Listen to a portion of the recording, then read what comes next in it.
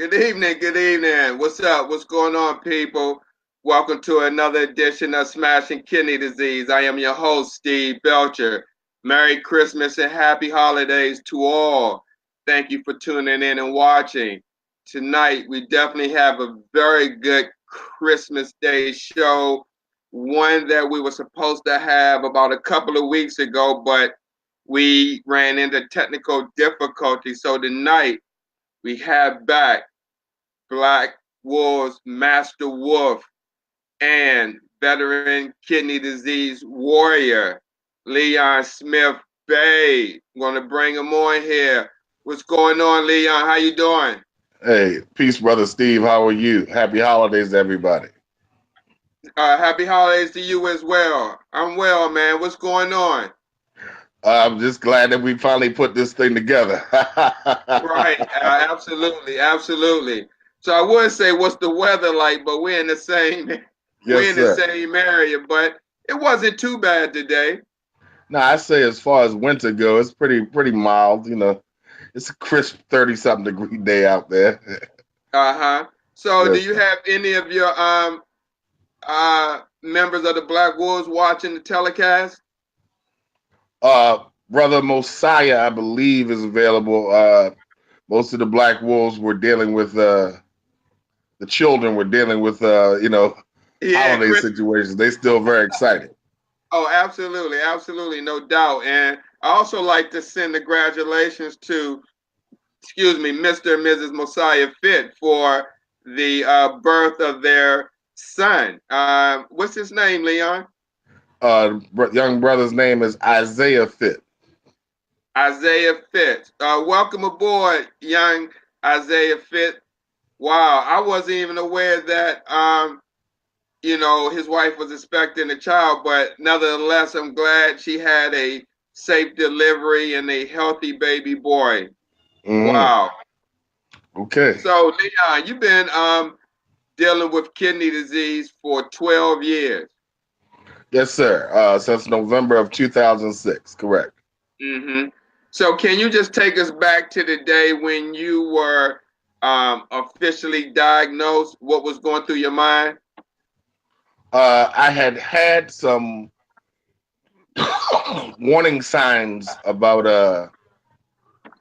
ketones being in my urine, I believe is what the doctor had told me.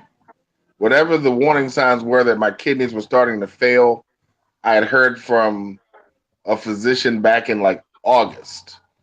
Uh, and at that point, I was on Lasix. But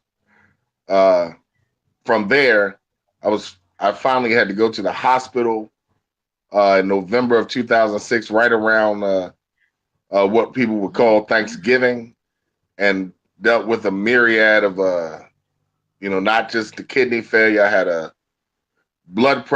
high blood pressure, which is what attacked my kidneys in particular. I had a blood pressure of 300 over 200. I had a fever of 107.8 degrees. I had approximately 200 plus pounds of fluid on. So I was approximately 500 pounds in body weight. And actually, I was still playing basketball at this point, but nearly, where I used to play basketball like 8 or 9 consecutive games without fail, I was barely able to play 8 or 9 consecutive minutes before, having to succumb and get myself, I was extremely fatigued. So that's what led me to the hospital uh, from there. So that's when I was diagnosed with kidney failure, amongst other things. Wow. Oops. Wow. Um, so did you have an opportunity to halt the progression of the disease? When you found out you had kidney disease, was it at a point where you could halt the progression or it was too late? No, it was severe at the point where I was fully diagnosed, and so many other things were going on. Also, congestive heart failure was going on, so I was dealing with a lot. So Um, let me ask you, were you aware when all this was going on, were you like mindfully aware what was going on with you health wise and not dealing with it, or you was aware of it and dealing with it the best way you could? Uh, let me take you back a couple years prior. At this point, my wife had our daughter in 2001, and then later my son in 2002, and she literally was breastfeeding both of them. And so at that point, I was approximately 250 pounds, mainly muscle, and playing organized sports, some like softball or that's something I was playing organized as well as working. So I'd work, play an organized sport, come home. And that was pretty much my routine most of the time. When I Mm-hmm. came home one day and I saw my wife falling asleep while feeding both children simultaneously, I said I need to be home more to help her with taking care of the children. Period. So I eliminated playing sports like I was Deion Sanders or somebody having a retirement party, and so I came home and I helped with my children more, and I continued to eat like I was eating, but not continuing an exercise regimen. So I Mm-hmm. started to gain weight, and I thought it, just me being sedentary and naive and ignorant to what was going on with me physically. Uh, I ballooned literally in like a 2.5 year span. I went from being 250 pounds to 500 pounds. Um, Wow. and most of the damage done to me is fear. I didn't want to go to the hospital. I was like, oh no, if I go in, I'm never coming back out. A lot of fear, a lot of ignorance. Um, so I wasn't keeping, and as supposedly an educated man, I wasn't staying educated on what my health conditions was. And I think the creator has a way of humbling you and letting you understand, you better take this seriously. So Mm-hmm. put us in November 2006. When I got there, they were like, they didn't even know how I walked in the building, with so many different illnesses going on at the same time. So when first a nurse took the blood pressure and it said 300 over 200, then someone else took the blood pressure, it was 300 over 200. So the doctor himself took it manually. And as he took it, I won't say the physician's name, he said, I wonder why he hasn't had a stroke yet. Mm. Uh, because it was that severe. And I guess Wow. that was just a natural reaction. Right. So Right. I was at one point I was in what was North Arundel, now it's known as Baltimore Washington Medical Center. Mm-hmm. But right prior to the official takeover by the University of Maryland, it was North Arundel. And let me tell you, at that point, North Arundel was atrocious. And I do mean I called everybody in my family and told them, look, you got to get me out of here right now. And, everybody thought I was just being fearful or hesitant of being in the hospital. I'm like, nah, man. Now, I'm being diagnosed as a dialysis patient, and they're literally feeding me potatoes with every meal. Wow. Every meal. Wow. This is North Arundel. So they took me to University of Maryland. I got put in there, and basically they saved my life. They saved my Really? life. Yes, sir. Now, when you first started dialysis, how long did it take you to get adjusted to the treatment? Walking in the door that first day, of course, I was doing dialysis in the hospital first.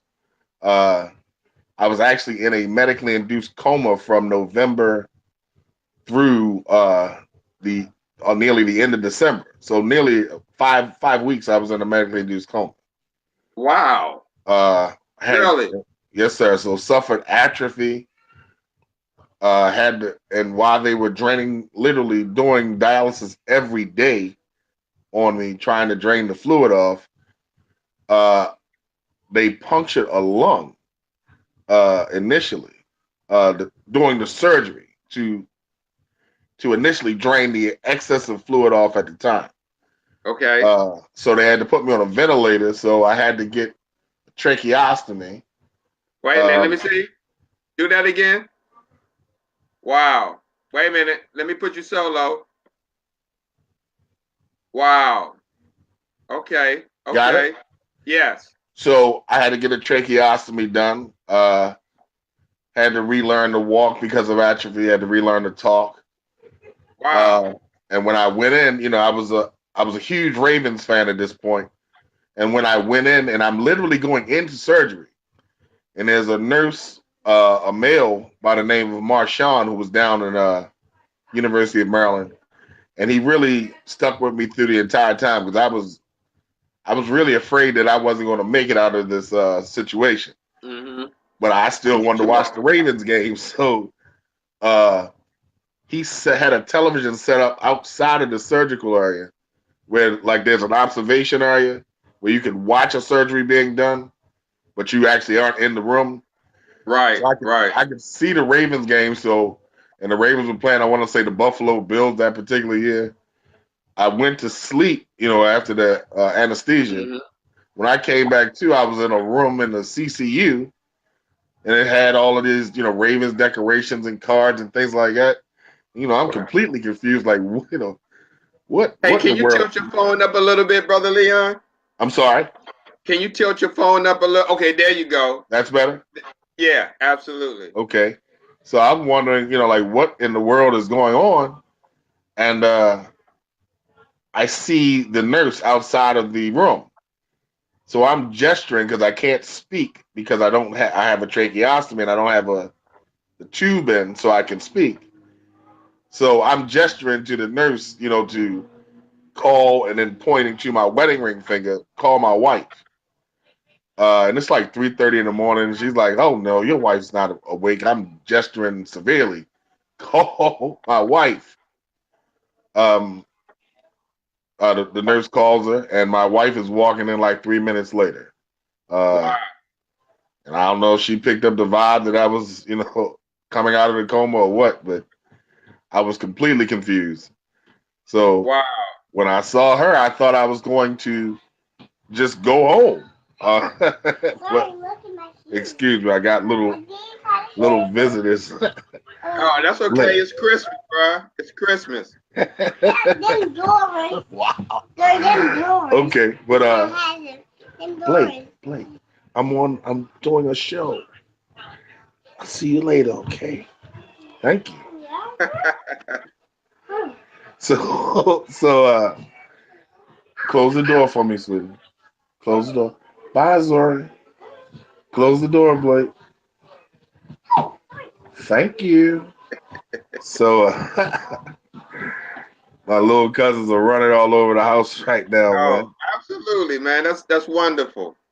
But I'm sorry. So anyway, I was thinking that since my wife is here, I'm getting ready to go home. And she has to explain to me, what the day is, and like it is literally 5 weeks after I entered the hospital. She explains to me I was in a medically induced coma. Explains to me that how many people have been praying for me and concerned about me and wishing me well, etc. So this is a heck of a transition. Mm-hmm. So anyway, I get through that. I relearn to walk, relearn to talk. I have them close up the hole because they were trying to keep the piece in Mm. because they claimed that my breathing at that point, uh, a pulse ox of 90 was what it was coming up to, and they wanted me to be a little higher than that. Mm-hmm. So by that time, once I started getting myself and doing, I have no clue as to why. Again, the creator is powerful. I just started doing breathing exercises, and the pulse ox got up to 98, 99, and then to 100. So Wow. they said, okay, we'll do the procedure to seal it. They seal it. I do rehabilitation at Maryland General Hospital, which is now University of Maryland Midtown, I believe. Mm-hmm. And I will give the folks at University of Maryland credit for saving my life, and I will give the folks at the University of Maryland the rehabilitation.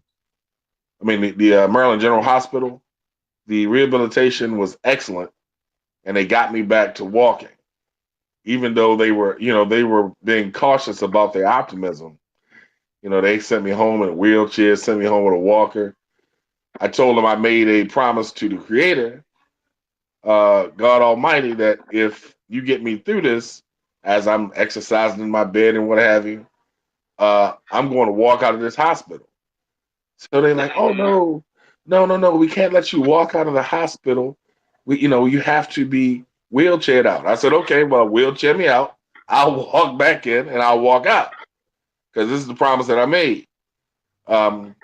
So I do that and I get home and then I start doing outpatient dialysis, in the clinic at a Furnace Branch DeVita is where I was. And I met a technician there by the name of Lisa Parker. Lisa LDP is what I call her. Lisa Wait a Davis minute, wait a Parker. minute. What's the I, name? Lisa What's the name again? Davis Parker. I know her. I used to work with her. She is the most magnificent technician that I have ever encountered. Absolutely, absolutely, extraordinary. Yes, she gave me a, a boatload of information for me to deal as a patient. And Mm-hmm. so she eased me into that first day where I was extremely anxious.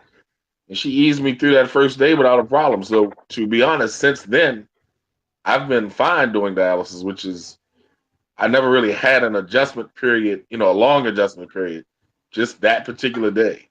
And Wow. Lisa got me through it big time. Mm-hmm. Now let me ask you, during your 12 years on dialysis, have you been called for a transplant? I have been asked to get on the transplant list, but Okay. in my assessment of myself, I decided against it. Um, Wait a you minute, you know, decided against going on the transplant list? yes, sir. I have heard about patients who have had successful transplants and have had them for 15, 20, 25 years and no issue at all. Then I've heard of Mm-hmm. patients who have had transplants where they've been back in dialysis in 6 months. Uh, and the kidney transplant failed. So listening to those stories and assessing myself, I felt like so long as I could do dialysis, I was going to continue to do dialysis. Wow. Wow. I'm sure there's some people watching be like, they probably couldn't do that. But I know, like you said, you assess your situation. Each and everyone's situation is different, and so I definitely respect, that decision. Matter of fact, um, I know a kidney warrior in New York, Dawn P. Mormon. Mm-hmm. She feels the same way. Um, I don't think she will, get back on the transplant list because she's had some, unfortunate situations Yes, sir. with the transplant. And you're right. I know someone that had transplant for 15 years, Mm-hmm. and the transplant, started to reject, and they're back on dialysis, and they think it may have came from kidney stones. Mm. Excuse me. So, Yeah. have you ever decided to try home dialysis during your 12 years? I have not. I have only done in-center hemodialysis.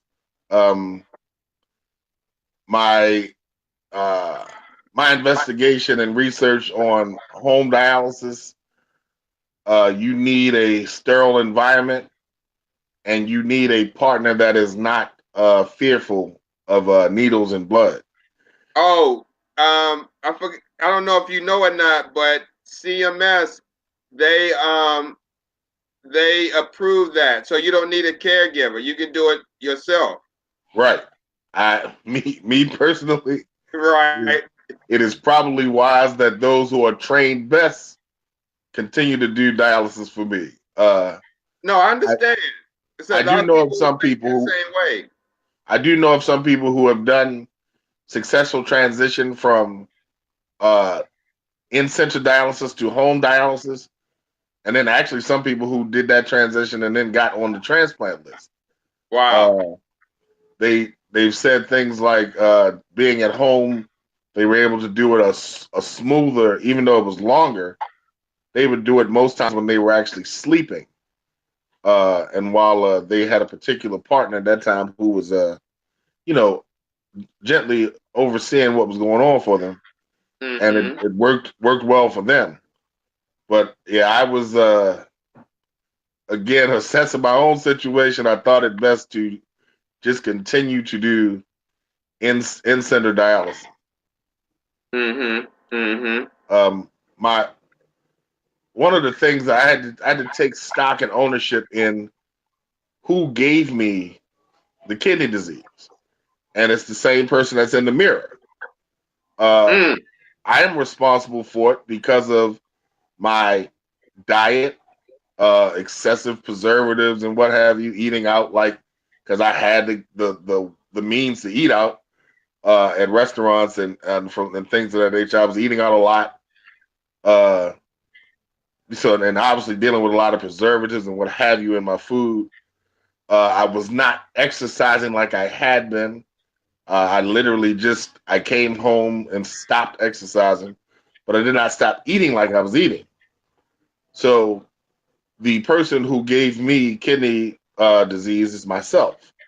So I took ownership of it and I said, you know what, I'm going to handle doing this dialysis in center like it's a part-time job, and Right. that's pretty much how I handle it. So Go ahead. now I was going to ask you before you got diagnosed with kidney disease, did you know anything about it? I was aware of it, and I had investigated some about, in particular, Gary Coleman was a famous person who was dealing with Mm-hmm. kidney disease, and following him, I had heard about it, and so I did some investigation in, and I will say from the time when he was famous for having it to now, it has progressed a major way. It has come a long way.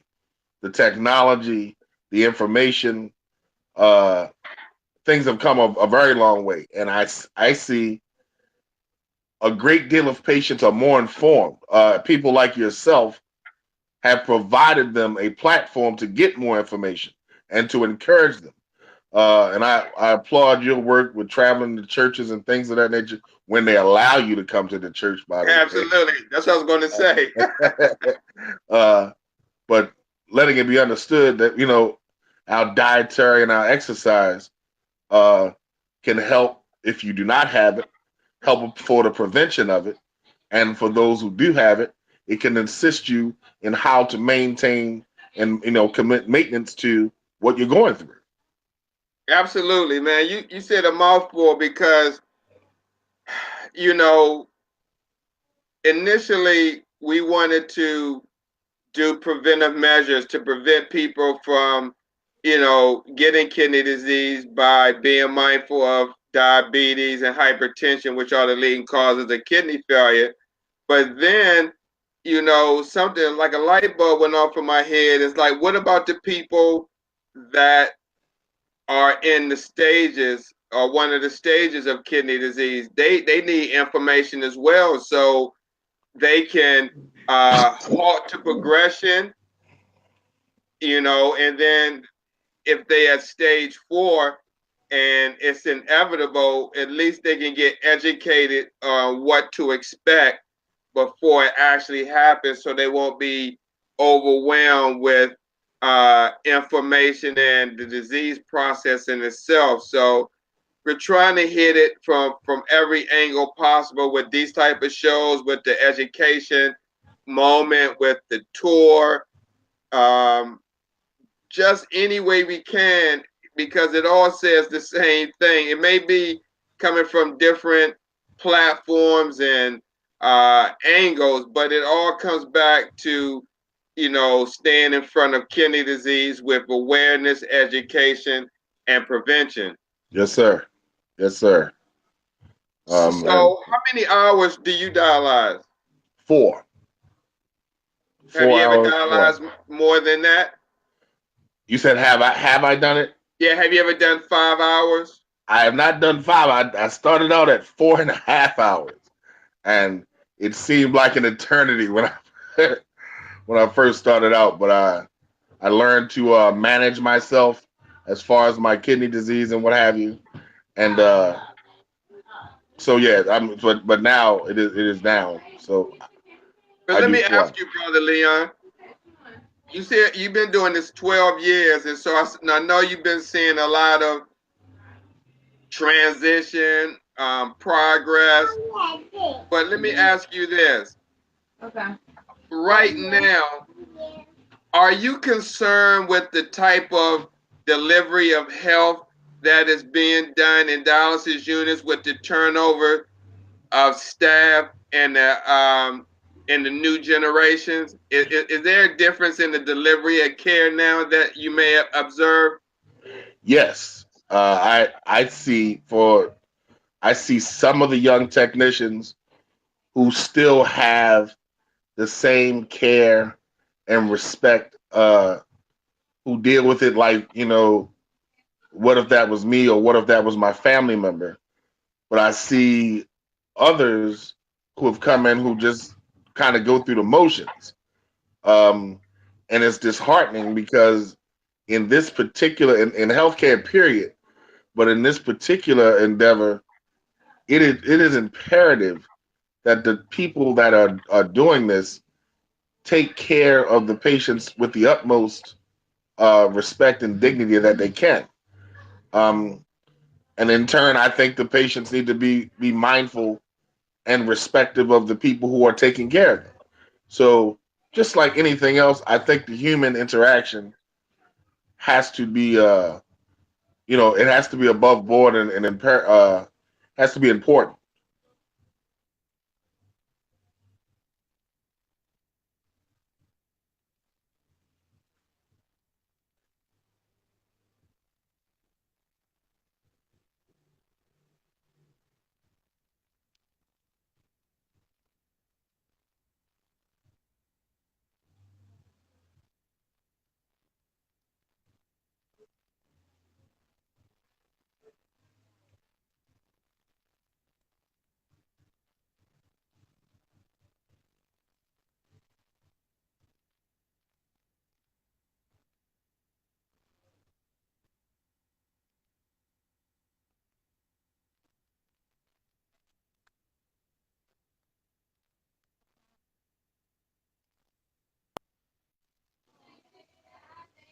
Sorry about that, Brother Leon.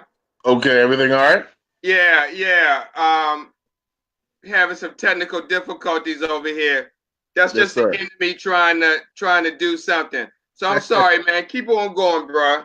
Okay, again, I apologize.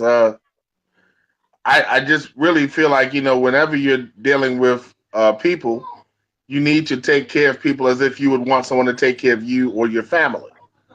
Um, and understand, what you're going through.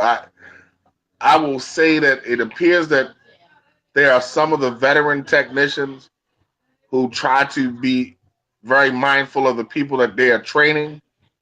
But I'm seeing some folks slip through the cracks. And Right. yes, I'm seeing a overall decline from when I entered 12 years ago to now.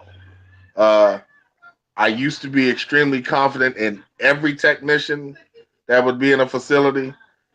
I would say now it's the number maybe 9 out of 10.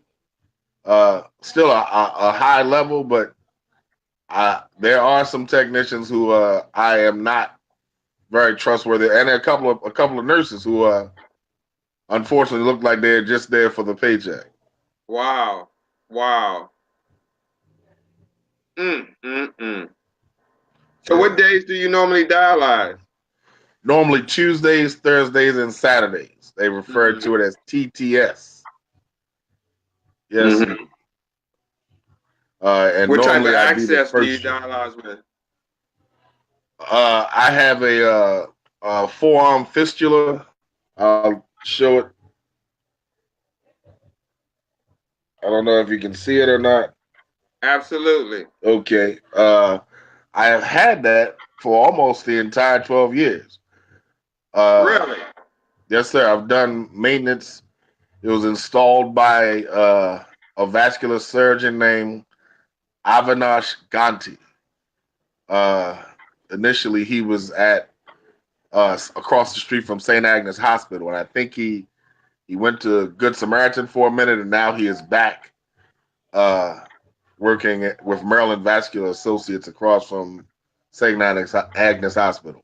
Have you ever Uh, had any issues with your arm?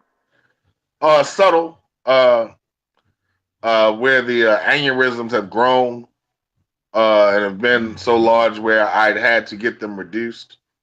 Uh, so for me, that's just kind of like maintenance. Uh, and I've had to have that done like twice.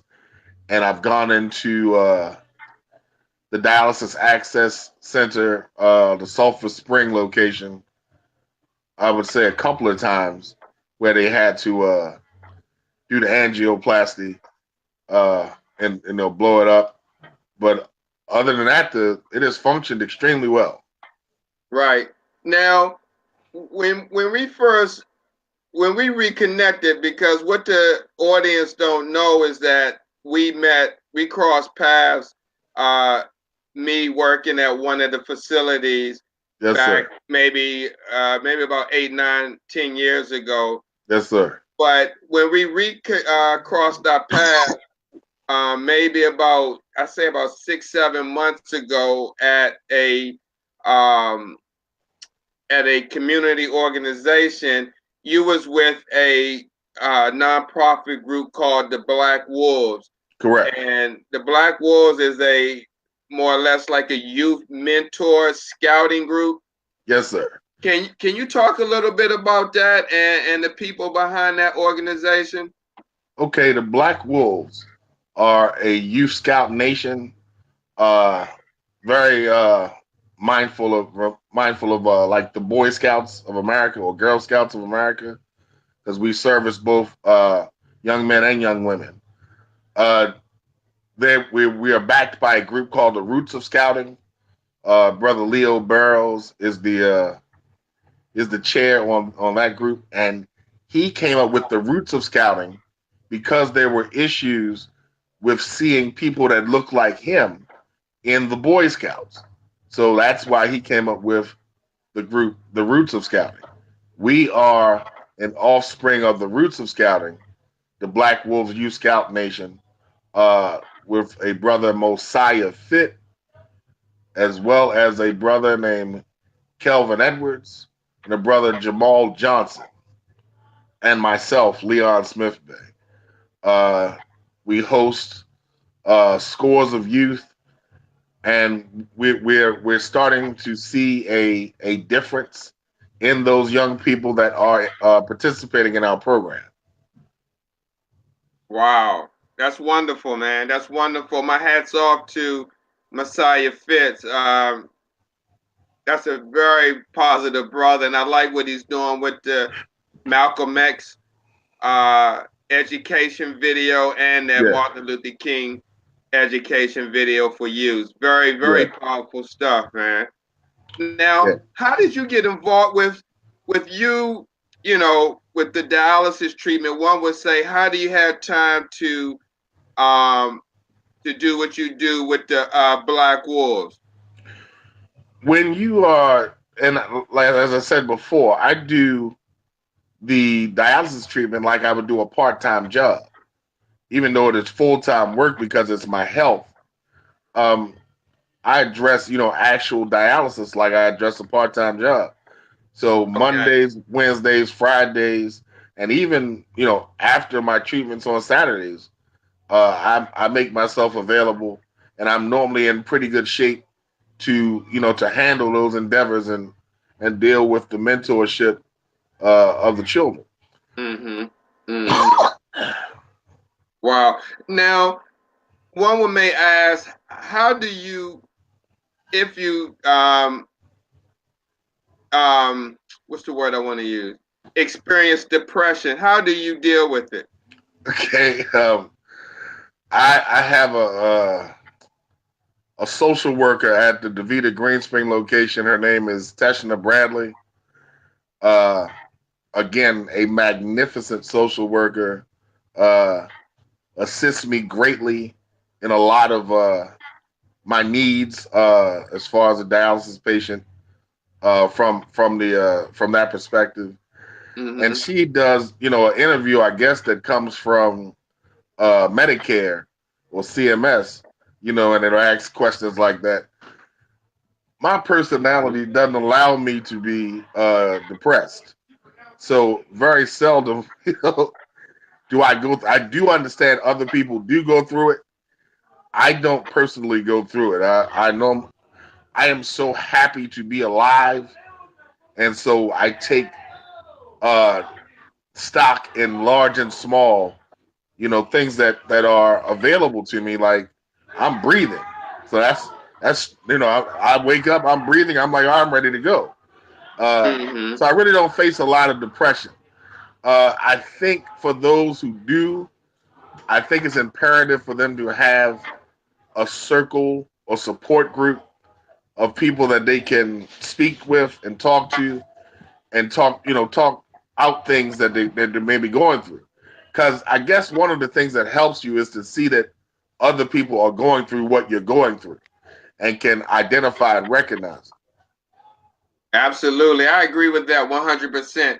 So let me ask, say for instance, one may be watching and they have trouble with their access. Um, and say if you had trouble with your access and being the person that you are, how would you handle that situation? Let's say I was having an issue with my access. My first thing would be to alert the technician that is working on me at that particular time.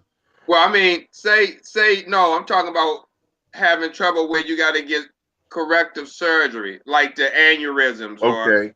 if it Uh, stopped working. Normally, what has happened in the past, if there has been an issue, I'm referred to the dialysis access center. The one that I normally use personally is the Sulphur Spring location. Right, Uh, right. I know that, but how do you deal with it mentally? well, the mental aspect of it is I don't get down. I understand that, one way or another, I'm going to deal with this, and then just make it matter of fact. Right. Um, I know that sometimes that they've had to resort to having a port in my chest, which of all the ways of doing dialysis, it is the one I hate the most.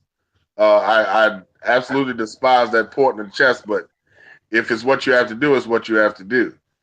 But Right. I face a lot of things with an upbeat and optimistic mindset. So very seldom am I ever disappointed by what's happening as far as dialysis. Mm-hmm. I try to be solution oriented. Right. Now, have you ever been offered to be on the transplant list before Yes, decide not to be on it? yes, I've been offered the technician. The social worker I told you about. She repeatedly comes back and lets me know that it's still available. If you want to be on the transplant list, XYZ lets me know the Mm-hmm. updates about being on the transplant list. But at this stage and this point, my answer still is no. Um, I don't want to add more medications. From what I understand, you have to add an anti-rejection medication simply because you're putting an organ in your body that is foreign to your body.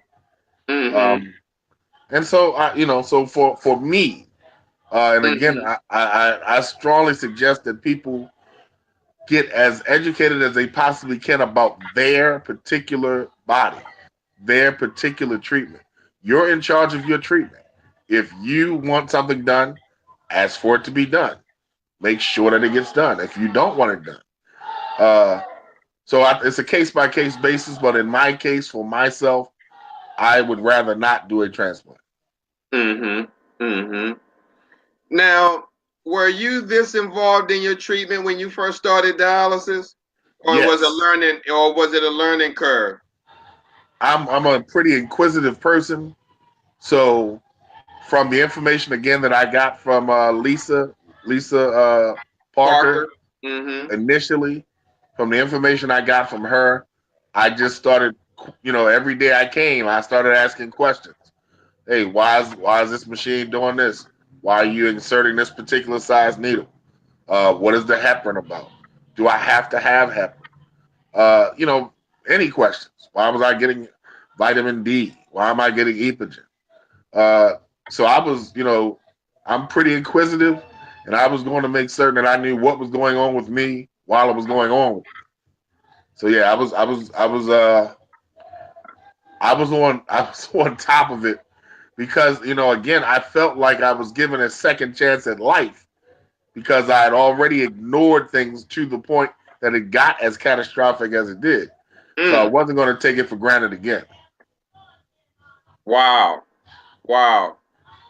So, what do your days consist of now, as far as with dialysis and being involved in the Master Wolves? I'm sorry, in the Black Wolves, are you doing any other advocacy, especially for kidney disease?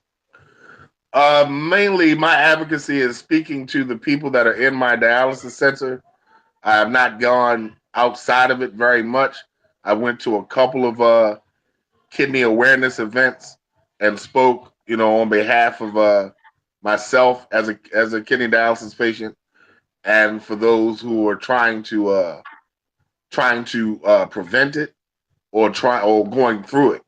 Um, but most of my advocacy is dealing with children and trying to make sure to have children have better dietary and better exercise regimens. Absolutely. And that's what we're trying to break. I told you this is so multifaceted. Um, and I just hate this because I don't have the example or the coloring book that we're trying to promote 2019 called the Kidney Kids. That's Okay. that's aimed at children's health to recognize high blood pressure, diabetes, and kidney disease at an early age, because that's where I think that pattern starts with the healthy eating or unhealthy eating. But the thing is, they only imitate what they see. So Absolutely. we have to start within the family as well to get them eating right and taking care of their bodies as well. Would you agree? Absolutely. And it's funny that people, we always tend to try and discard what was being done traditionally. But Mm-hmm. they used to say stuff like an apple a day keeps the doctor away. It You does. know, and that was, I started taking that to heart, and I was like, maybe we need to teach the children about eating healthy fruits and vegetables. That Mm-hmm. hey, that can go a long way to their health. Exercising. As a child, man, I couldn't stay in the house. I literally was playing some type of organized sport or playing some sport in the neighborhood. So I think them staying physically active is imperative also. So I think the diet and the exercise and a healthy attitude, I think all of that uh, works together. You're absolutely right, Leon. However, I think we're up against a tough fight for them getting outside because of the technology and the these games that they have, the smartphones, all this technology that are occupying the youth's mind, that exercise and going outside and playing has almost been forgotten. I mean, You're are right. you are you noticing that in Baltimore City? Well, I noticed that across the board, not just the children, but all of us have been consumed with this technology. And I see adults and children walking across the street with a phone attached to their face, looking at the phone more so they're looking at crossing the street safely. And so we just have across the board, the biggest fight is changing the mindset. Uh, Mm-hmm. because I believe a lot of times we become enslaved to these devices, the cell phones, the video games. And so when we are finding ourselves doing that more than breathing air outside, Mm, being, dealing with fresh air, mm. going to a park, we have to change our mindsets. So I agree 100%. yeah, so our biggest thing, and with the Black Wolves, and my biggest thing in my family, period, is that one, that we get out and we assist other people. Two, that we get out and enjoy nature. And three, that we just make sure that we're being active and happy. Uh, we forget as people that we are mental, physical, and spiritual. Um, all of that's attached to our emotion. So putting yourselves in a better environment can only help you overall from your mentality, your physicality, and your spirituality. Absolutely. I agree 100%. You know, just a side note, I watched this documentary today called Minimalism. And Okay. it's basically just, living without consume. I mean, it's okay to consume, but overtly consumption. Just like with the Christmas holidays, people going out and consuming these material things, and it doesn't make one happy. I thought that a long time ago, that buying material stuff like watches and new clothes and shoes and this, that I feel a certain way, but it it it It's a it very, doesn't very work. temporary fix. It's a very Yeah, temporary yeah, fix. yeah, absolutely, man. So today, a light bulb went off in my head, man. So I just started, decluttering my house, starting with the clothes, only the clothes that I need. I mean, I'm down to maybe like 10 items, Yes, you sir. know, one or two suits. Yes, I sir. mean, like I said earlier, if it doesn't add value to my life, I don't need it. Like all the little Absolutely. knick-knack stuff you collect over the years, you can't take that stuff with you. What if you get put out your house or something happens? I Right? want to be able to leave with the stuff on my back and just bare minimum. I can leave the furniture. Yes, sir.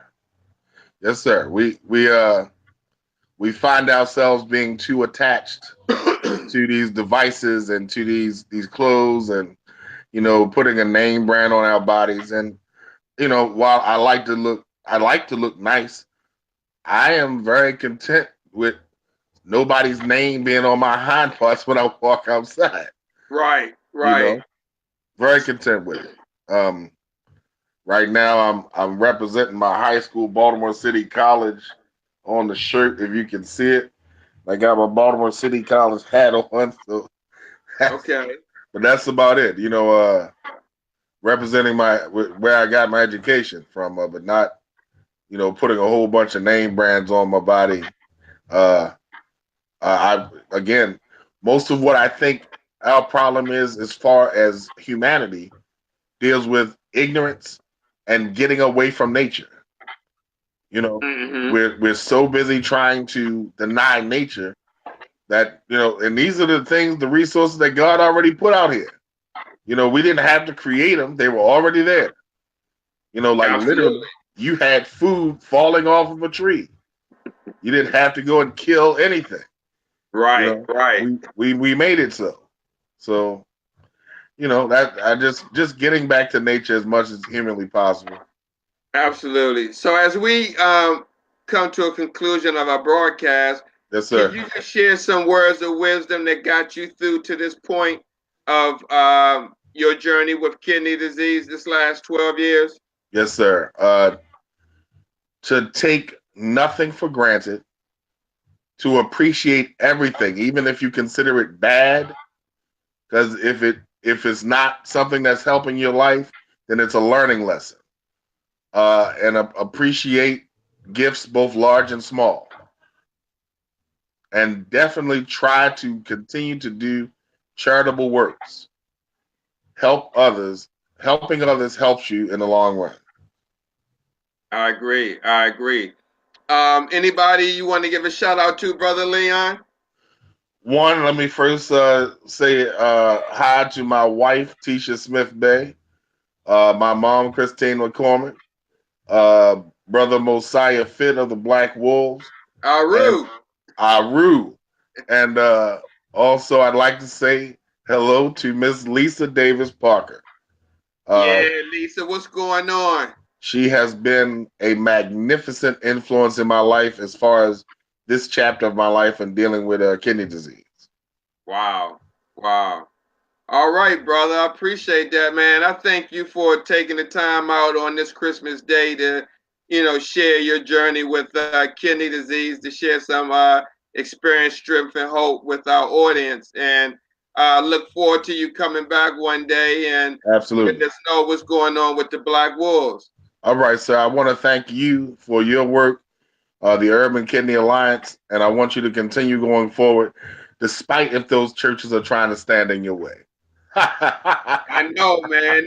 It's been rough, man, but we're gonna keep pressing on. Yes, sir. Pressing on. Yes, sir. Absolutely. All Peace right, and blessings. Leon, be hollering at you soon, okay? Yes, sir. All right, brother. Thanks a lot. God bless. Good night. God bless. Peace and blessings to All you. right.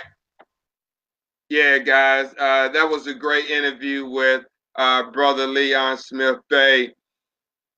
So stay tuned. Coming up in less than 5 minutes, Sister Sorrel George, host of Sisters Against Kidney Disease, is coming up.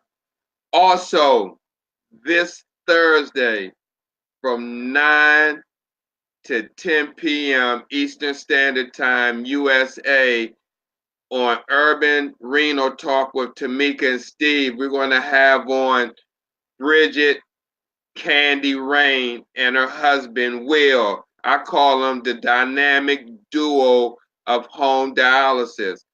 They will be here on Urban Renal Talk with Tamika and Steve to share their recipe on how they made home dialysis work for them and also share how they met in the dialysis unit and now they're home doing dialysis as a husband and wife team. I personally know Bridget when she was here in Baltimore. I was her charge nurse at one of the DaVita units, so I'm especially proud and honored to have her on the show and to be talking with her and let her share her experience with kidney disease, her and her husband, Will. So tune in this Thursday from 9 p.m. to 10 p.m. Eastern Standard Time, Urban Renal Talk with Tamika and Steve. Until then, talk to you soon. Stay tuned with Sisters Against Kidney Disease with host Sorrel. She's going to share a special message with you and let you go on about your night. Thanks for watching. God bless. Peace and blessings.